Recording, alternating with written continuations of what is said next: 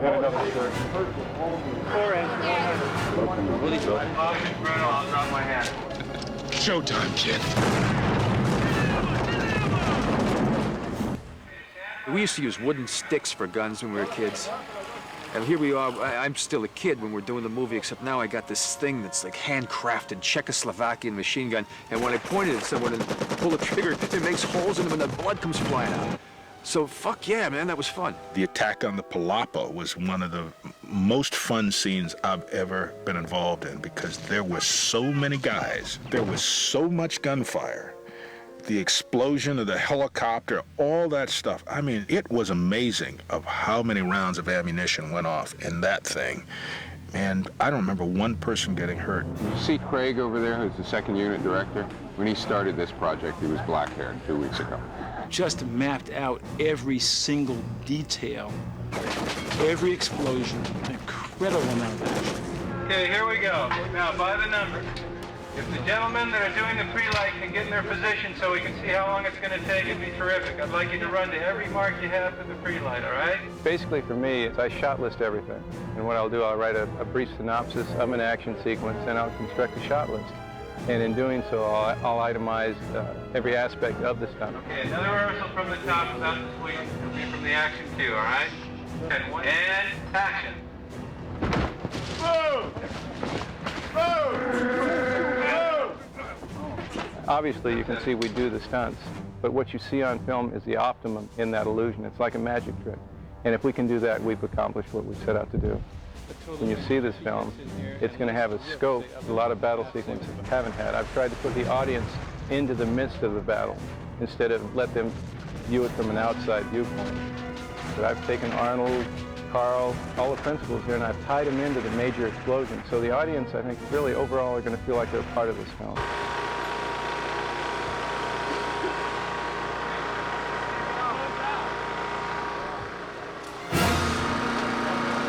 Okay, step out on the platform. He said no. Billy, stand up and get ready. That looks good, Billy. Roll cameras, and I will give action, all right? Are you okay, Billy? Okay, now stand by, gentlemen. Stand by. And action!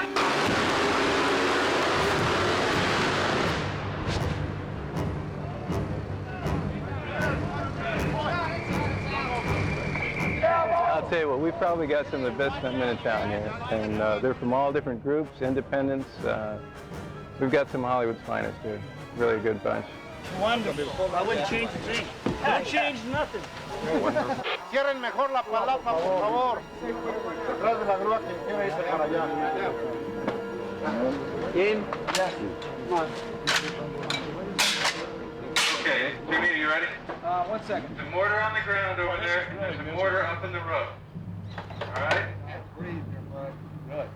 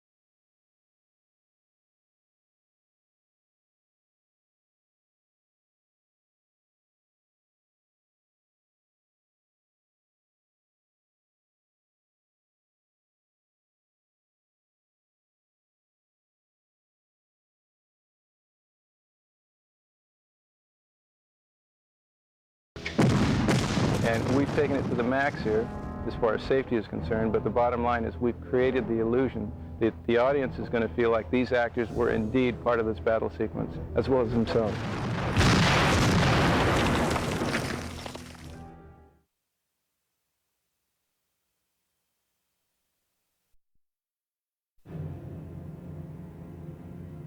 Arnold is a star in every sense of the word. This is my kind of a day.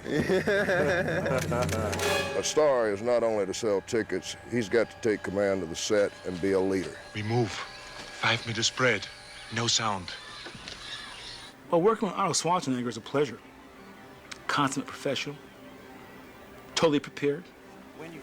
All he asks for you is to be prepared as much as he does. Yes? All he asks you for you is work as hard as he's working. That's good. Okay. Good. Now, see, that looks like you're diving. Yeah. You know where you're going. Right, okay. And that's fair. People look at him as a natural leader. It helps enormously the movie company if somebody like Arnold walks out there and deals with the water, deals with the mud, deals with the rain, all the mosquitoes, the heat, the whatever, and takes it on like, hey, what are we going to do today? And that attitude spreads. Bang something! Son of a bitch, I grabbed the was exactly the bush that has all the thorns. The one you banged into had to be one of those? He always has a word for somebody. He always stops and pays attention and finds out what's going on around him with the people, even the peons and the lesser actors. Arnold is my favorite actor in the whole world. It is true. It is true. It is true. Das is correct. There are people who go right through a script and just make sure that every decent moment, every good line gets plucked out. And no matter who's got it, it winds up, his agents call up and say, that line, can that get moved? Arnold has never been like that. Arnold sponsors other people. Arnold tries to make the people around him look good and feel good. He's great that way.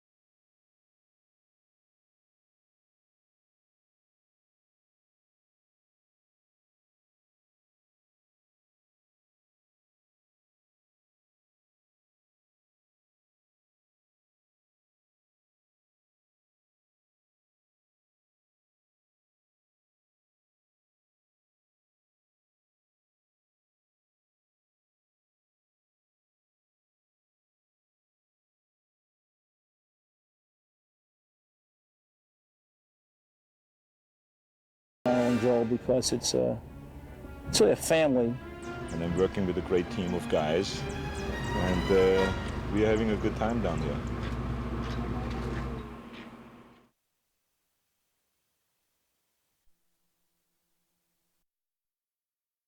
It's time to let old Painless up a bit.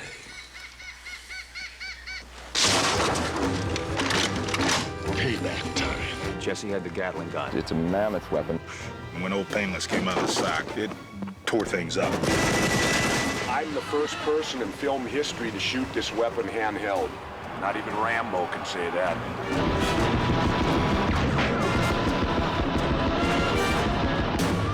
That one piece of equipment, in my mind, was just the most ridiculous, amazing, phenomenal kind of moment in movies. And all the rest of us standing there with our measly little automatic weapons, opening them up on the jungle. And Bill Duke wound up with old Painless and mowed down half of Mexico. All those things that explode are all wired. And so we would fire, and they'd strip down, and you know, you see it go. But there were rows and rows and rows of that stuff. If there was a second or third take, we'd go home, we'd go back, and we'd either shoot something else or go back to our motorhomes or whatever. And they would, you know, take hours and hours and hours to re-script it. We'd come out and shoot it. That's incredible, right?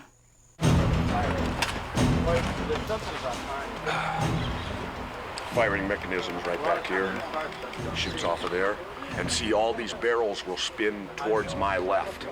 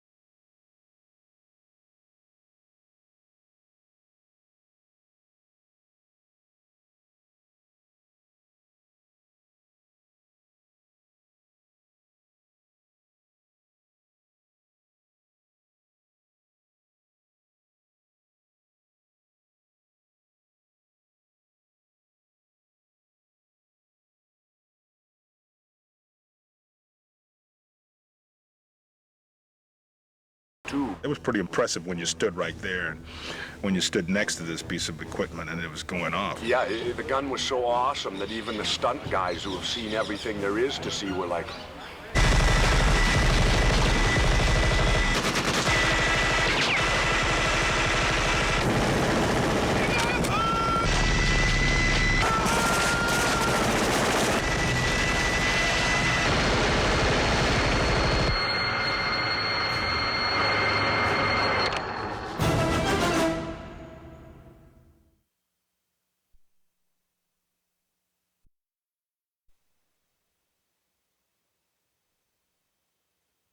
I remember meeting Kevin Peter Hall for the first time when he came to the studio for his castings, for his body cast, for his head cast, to prepare for the process of creating the Predator. And here is this wonderfully soft-hearted, intelligent, poetic giant of a man. Hi, Mom.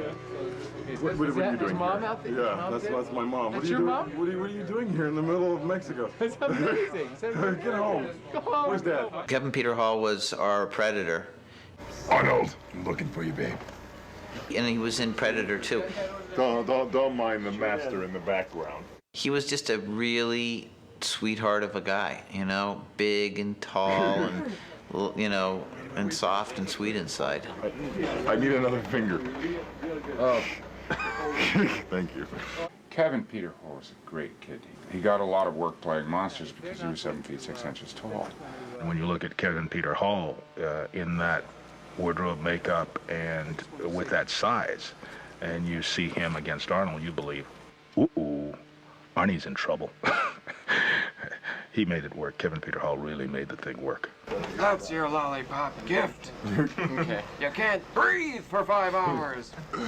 Wait, I gotta take a deep breath. Oh, quit playing.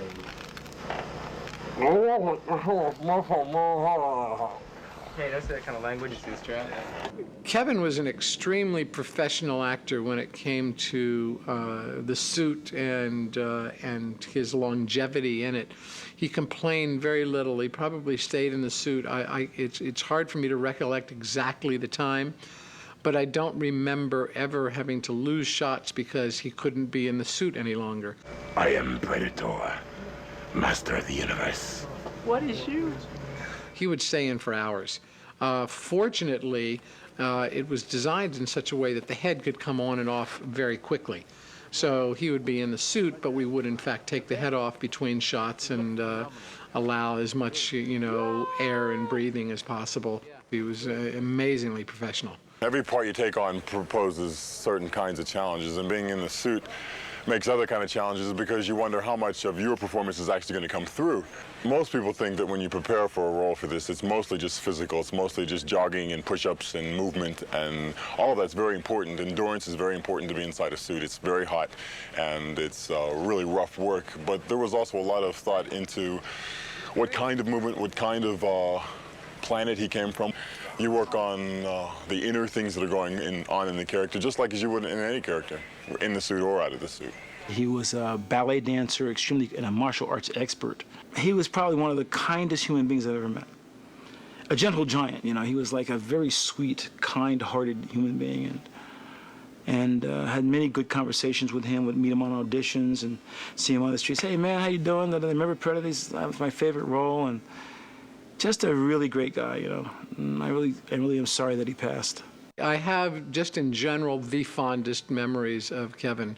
I can't remember working with an actor under duress or more difficult circumstances than Kevin had to deal with in The Predator in the jungles of Palenque, and wearing this incredibly tough suit and create a performance in it. And never remembering a complaint, always a smile, and just a really wonderfully positive experience, and something that more people should have had a chance to have. Stan creates the outside, and then I'm like the spark, like the life that's inside. Without that, you just have a suit.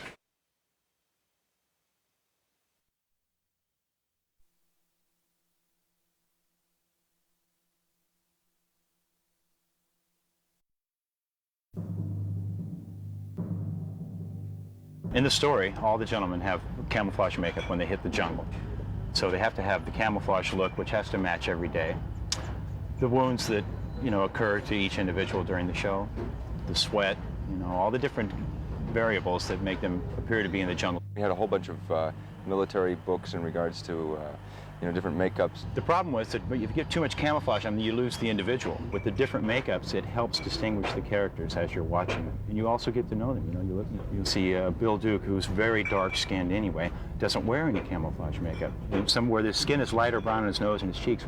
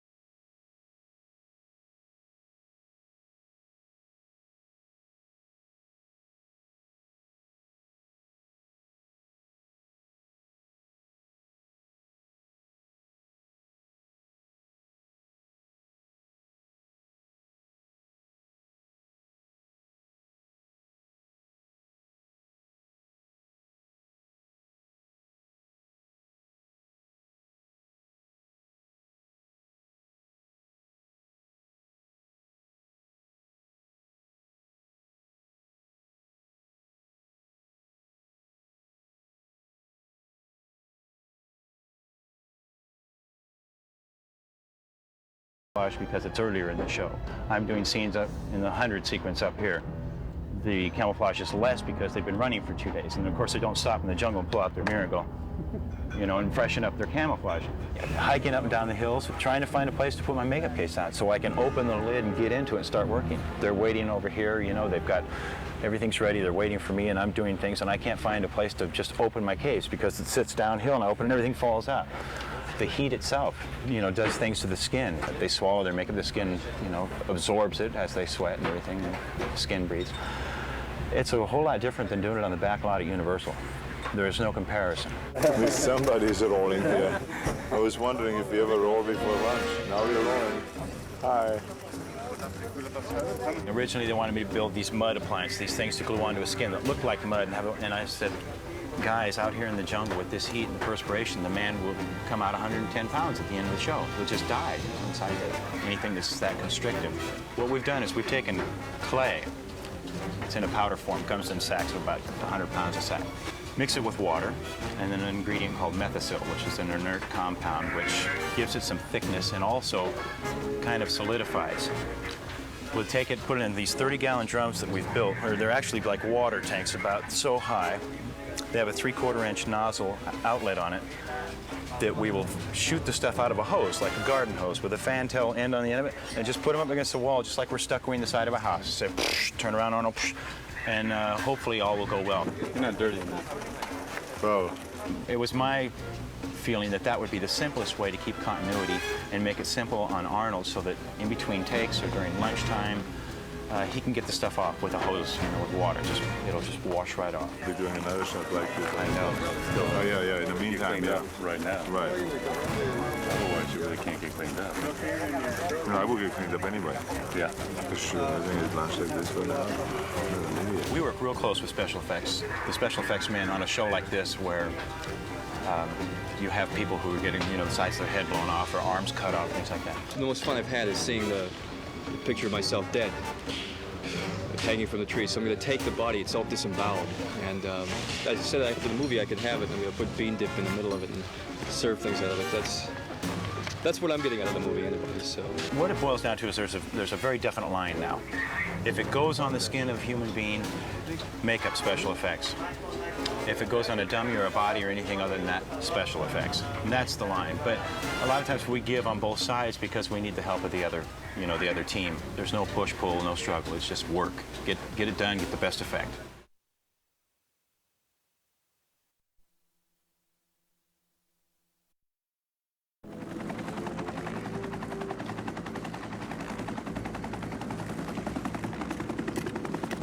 It's always been important to me somehow to try to give a sense of a place, create a sense of a place and create a sense that this fight happens in a specific place.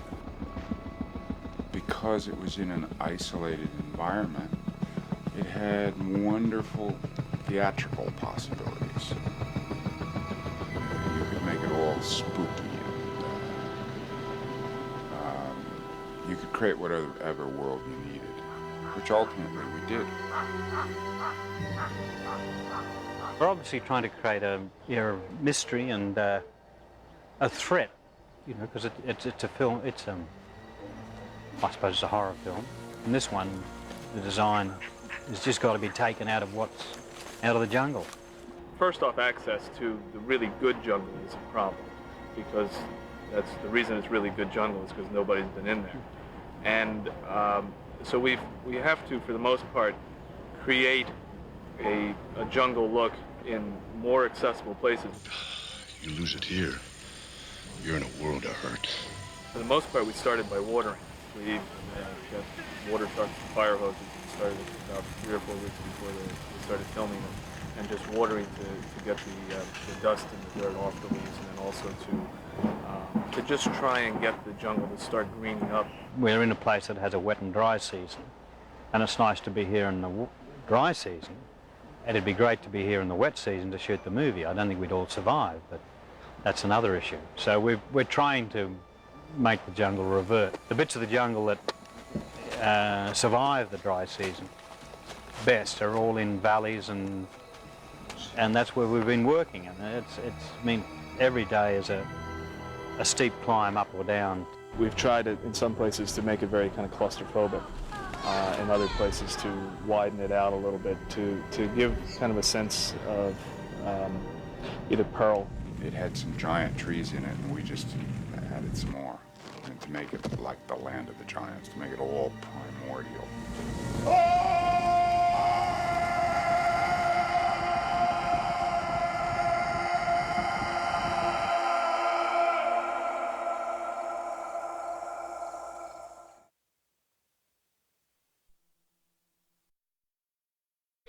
Hold it, Dutch. I'm going after Mac. That's not your style, Dylan. Guess I picked up some bad habits from you. Now get your people the hell out of here. You can't win this, Dylan. Maybe I can get even. The character needs to be defined. They need to sense a person, have some idea of what or who that person or character is. Dylan. We've tried to give everyone a unique kind of weapon. Well, I was kind of a knife guy, you know. I had this big sheathed knives, you know, and when I stabbed that pig, which I thought was the predator with, I was a boar instead of a predator. You killed a pig. What the? Do you think you could have found something bigger? The other characters all had their bit. Jesse had the Gatling gun. Richard Chavez. I do have this one weapon which is called a six-shooter, which is an abbreviation of the old M79 grenade launcher, which the M79 was Well, actually, he was sort of in my boat. But we had the standard issue weapons. We had the HK MP5 machine guns and a standard Gold Eagle Desert Sidearm. For the most part, everyone we stand them all up and try and together and try and work a different prop and a different makeup and costume effect on each of them. I wasn't planning to shave at that moment. It just came out of a moment of inspiration, I guess you could call it. So John said, that's great, you know, I like that razor thing. But you know, let's have the razor break and then let's have some blood come out, you know? Now today that was props that was working with Tommy Tomlinson, our prop master, because the razor blade is a prop. The blood that goes on the face is mine. So together, we worked out something that made the director happy. He takes a small drill and drills a hole in the handle of that Bic razor up to the blade. Takes a long tube and inserts it in the handle. So I'm shaving like this. He goes, and the blood comes out of the head of the razor. I just thought it was brilliant. I mean, I just thought, for spur of the moment, to create that, that's the guy I want to work with. They wanted something distinctive for me, and they couldn't find it. They said, well, let's make him stand out. Let's give him glasses and a beret. So they gave me this red beret and these wire-rimmed glasses. First off, in the jungle, you don't wear a beret, especially a red one. And the glasses, you don't wear wire-rimmed frame glasses. You're a fucking SEAL soldier in the jungle. If anything, you wear goggles, but you don't wear, but you know what? It made it distinctive. So I got rid of the beret, which I felt looked ridiculous. And afterwards, Sonny said to me, and it was an important lesson, he says, you know, you probably shouldn't have done that. Because, yeah, it's not accurate, but it made you distinct. You took away another element that made you distinct in the movie. But, so then, of course, they added these raunchy jokes. Benny! The other day, I went up to my girlfriend. I said, you know, I'd like a little pussy. She said, me too. Mine's as big as a house. Joel Silver is a very canny guy, very, very, very sort of, he'll take advantage of an opportunity if he sees it. And my character didn't have really a shtick to do. All of the other guys, each one had something. Stick around. Son of a bitch is dug in like an Alabama tick. If they're Central American, I'm a goddamn Chinaman. I wouldn't wish that on a broke dick dog. I had nothing except I told these two jokes that made Joel Silver laugh. And one day he just, tell those jokes. The other day, I was going down to my girlfriend. I said to her, Jeez, you got a big pussy. Jeez, you got a big pussy. She said, why did you say that twice? I said I didn't. Well, I think the Thomas brothers who wrote the script, I really think they hate those jokes. I don't think they like them at all. And consider them probably to be sort of a degrading factor in the overall quality of the film. But hey, Yes, the jokes were improvised. There's no question about it. And it was mostly just me sitting with Joel Silver over some tequila, telling jokes.